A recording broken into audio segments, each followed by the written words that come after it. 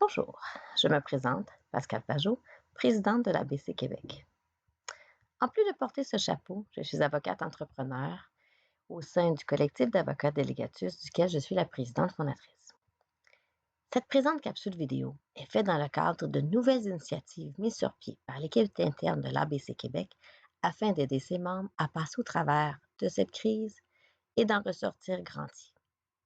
Le sujet cette fois-ci, le développement des affaires et le développement professionnel en temps de pandémie. C'est certain qu'en plein confinement, alors que les 5 à 7 autres activités sociales ne sont pas possibles, développer des clients et des nouveaux dossiers devient quelque peu ardu. Oui, c'est vrai, plus difficile, mais personne n'a dit impossible. Nous avons la chance d'obtenir des conseils et astuces de certains avocats qui ont généreusement accepté de nous partager leurs conseils. Je les remercie du fond du cœur de prendre le temps de participer à cette initiative. Sans plus attendre, écoutons-les. Bonjour à tous, mon nom est Vanessa Herguette, avocate chez Beauregard Avocat. Beauregard Avocat est un cabinet boutique de 6 avocats et on est spécialisé en droit municipal, droit de l'environnement et le droit public immobilier en général. Je suis présentement vice-présidente de la section de droit municipal de l'Association du barreau canadien. Et ça me fait plaisir de vous entretenir brièvement sur le développement des affaires et le développement professionnel en temps de pandémie. Donc, essentiellement, ce qu'on a adopté comme nouvelle mesure, qu'on ne faisait pas nécessairement avant, c'est d'essayer de rejoindre notre clientèle sous forme d'infolettres, leur présentant différents sujets ou thèmes qui pourraient les toucher et qui pourraient les intéresser. Je peux donner comme exemple le fait que les délais en matière de demande de révision du rôle d'évaluation foncière n'ont pas été suspendus ni reportés, contrairement à l'ensemble des délais en matière civile. Et donc, on a préparé une infolettre générale qui avisait les clients sur le fait que ces délais-là n'avaient pas été suspendus, contrairement à ce que certains pourraient penser, et qu'il était important que les gens soient sensibilisés à cette notion. Donc, c'était une façon d'aller rejoindre la clientèle qu'on a déjà et peut-être d'autres clients qui en auraient entendu parler. Donc, on essaie de faire ça le plus possible. Également, par la tenue à jour le plus possible, ou en tout cas de manière hebdomadaire de notre blog que l'on a sur notre site internet. On a une section nouvelles, donc en mettant à jour ces nouvelles-là, en les partageant sur les réseaux sociaux, ça nous permet premièrement à nous de se tenir à jour, puis de la même manière de tenir nos clients informés et de les rejoindre sur certains sujets qui pourraient les toucher ou qui pourraient les intéresser.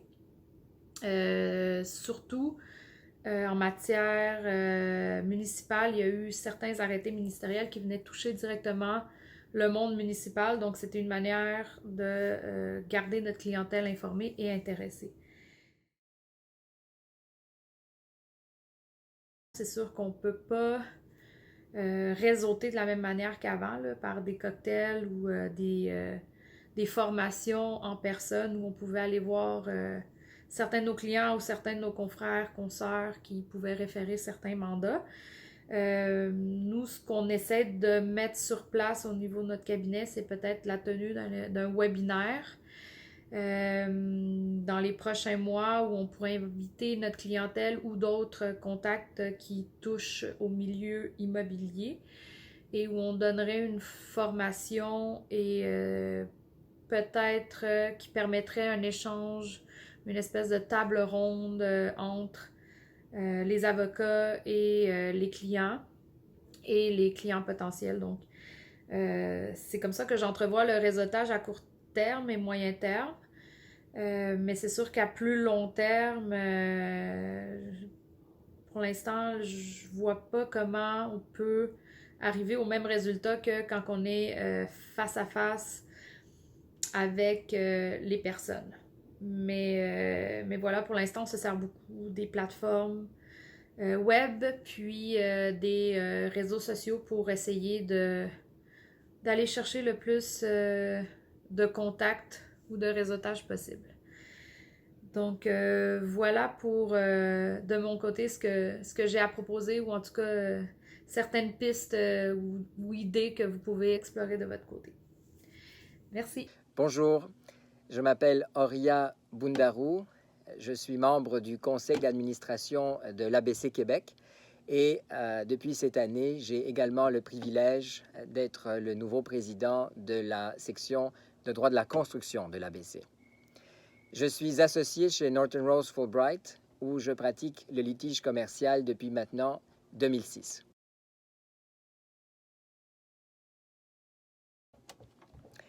La situation actuelle nous oblige, ma conjointe et moi, ma conjointe qui est également avocate, à mettre en pratique, comme le font beaucoup de jeunes parents, de manière très concrète, cette notion d'équilibre travail-famille.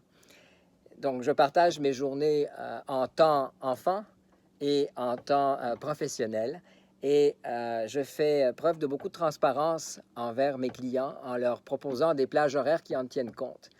Et ce que j'ai découvert, c'est que les clients qui vivent souvent la même réalité sont très compréhensifs, très sensibles, et que le fait de parler avec eux des défis que l'on vit, de se donner ou d'échanger des conseils mutuels, ça aide à tisser des liens.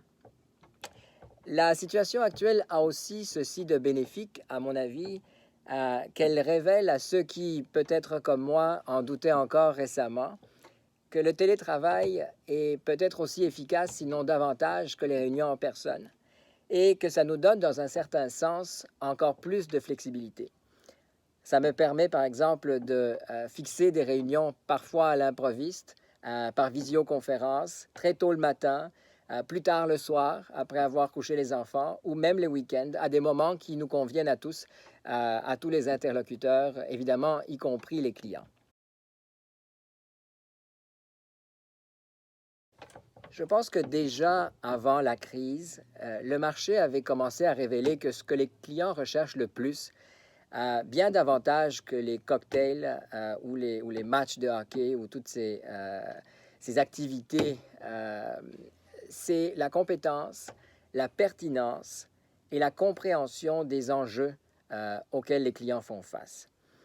La crise actuelle ne nous empêche pas de continuer à publier, de donner des présentations, des conférences, de partager avec les joueurs du marché notre lecture des événements et nos prévisions dans la mesure où l'on puisse encore utiliser ce terme de prévision en ce moment. Une chose m'apparaît certaine, quel que soit le domaine dans lequel nous exerçons, et même quelle que soit notre profession, nous allons tous être jugés sur la solidarité dont nous aurons su faire preuve envers les autres, notamment envers nos clients, et sur notre capacité à faire preuve de vision à long terme. Et dans la mesure où nous adoptons une telle approche, je suis entièrement confiant en notre capacité à tous à traverser cette crise. Bonjour, mon nom est Nathalie Durocher. Je suis avocate spécialisée en assurance et conformité réglementaire chez Delegatus. Il y a un peu plus d'un an, j'ai fait une transition d'un grand cabinet vers un collectif d'avocats.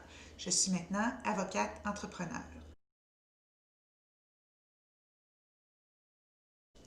Alors, je répondrai à cette question-là en deux temps.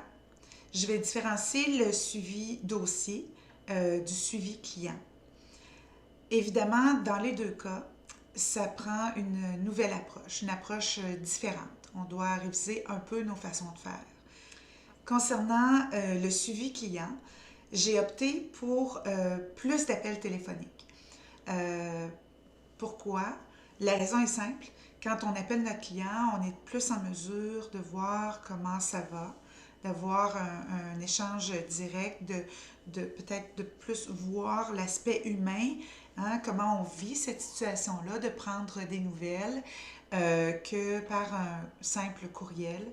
Donc, j'ai préconisé l'approche des appels téléphoniques et le lundi, souvent, je passe à travers mes clients courants et puis je prends de leurs nouvelles et je m'informe sur leurs projets et comment je peux les assister dans les enjeux actuels de la pandémie.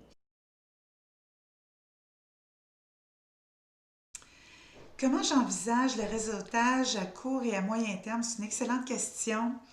À court terme, évidemment, on est un petit peu plus limité aux rencontres virtuelles, mais ça nous permet de développer nos aptitudes technologiques, d'envisager d'autres moyens de rejoindre notre clientèle, de nous perfectionner au niveau de nos webinaires, de nos présentations en ligne, de peaufiner notre image, ce qui n'est pas une chose facile lorsqu'on est habitué d'être naturel et en présence des participants, par exemple, des conférences.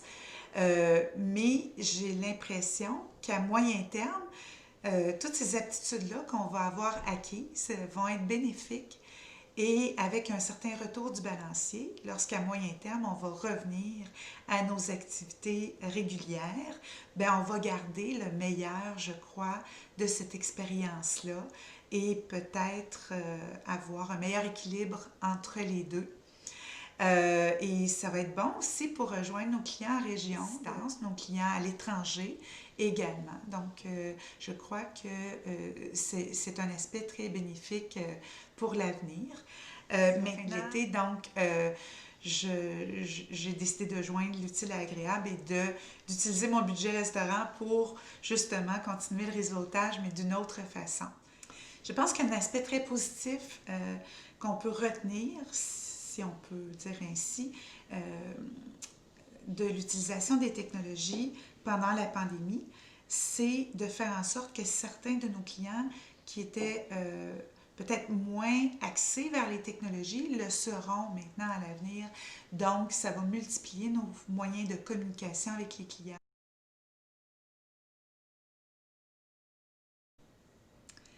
Cette question-là est très intéressante et m'interpelle beaucoup. Pourquoi? Parce que il y a un peu plus d'un an, j'ai décidé de faire une transition d'un grand cabinet vers un collectif d'avocats. Donc, pour moi, cet apprentissage-là, il avait déjà été fait avant la pandémie. Donc, c'est la raison pour laquelle, pour moi, je suis déjà dans une zone confortable.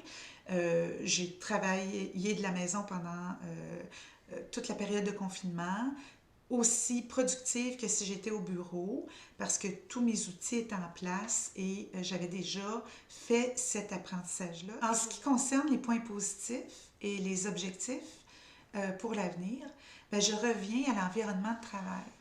En utilisant des moyens technologiques et en travaillant à distance, ça nous permet de travailler autant du chalet que peut-être en voyage à l'étranger. Donc, ça a des points vraiment très, très positifs et ça nous permet une certaine flexibilité que personnellement je n'avais pas avant, c'est-à-dire de pouvoir peut-être faire des activités ou intégrer des activités physiques ou de plein air à mon quotidien, tout en continuant d'être aussi présente auprès de ma clientèle et de continuer à performer autant dans mes dossiers. Alors, ce que je vois, l'impact de la pandémie ou de l'expérience de la pratique en temps de pandémie, c'est d'avoir inclus ou intégré des activités, par exemple, de relaxation, de méditation, de yoga dans mon quotidien et de pouvoir retourner à mon travail et d'être encore plus performante. Donc, je pense que c'est l'objectif, atteindre un meilleur équilibre.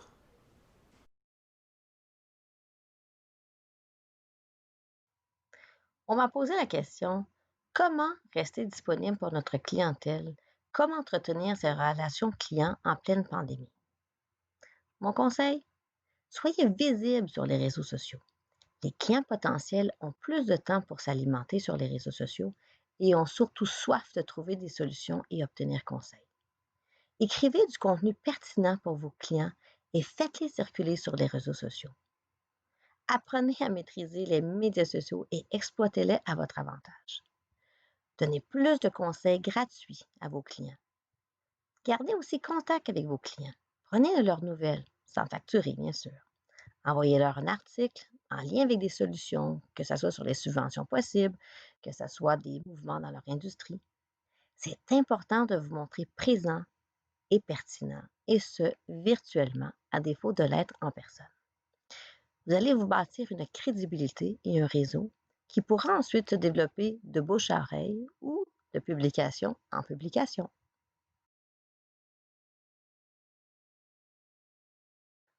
On m'a aussi posé la question si nous avions établi au sein de l'équipe une nouvelle stratégie d'acquisition de nouveaux clients.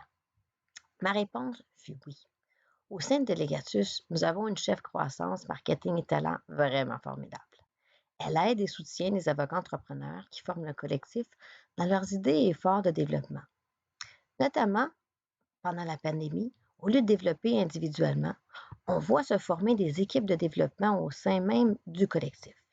Notamment, de nouvelles offres de services se sont créées et par exemple, nous avons créé une équipe multidisciplinaire d'intervention spécialisée dans les PME et avons offert à nos clients et clients potentiels des banques d'heures de conseils à tarif réduit afin de les aider à passer à travers cette crise. C'est une belle façon d'offrir de l'expertise variée et complémentaire, mais aussi de travailler cette offensive en groupe.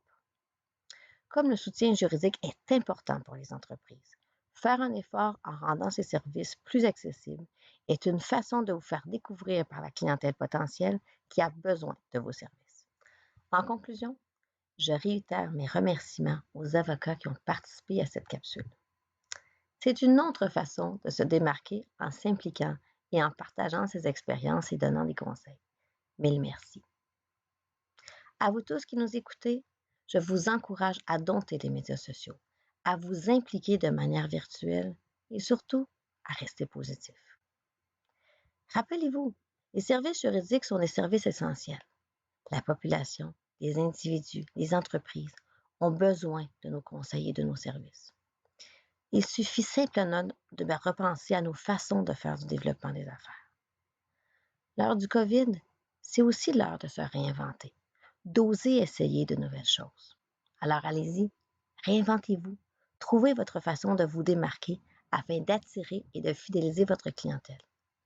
J'ai confiance en vous et je vous dis, ça va bien aller.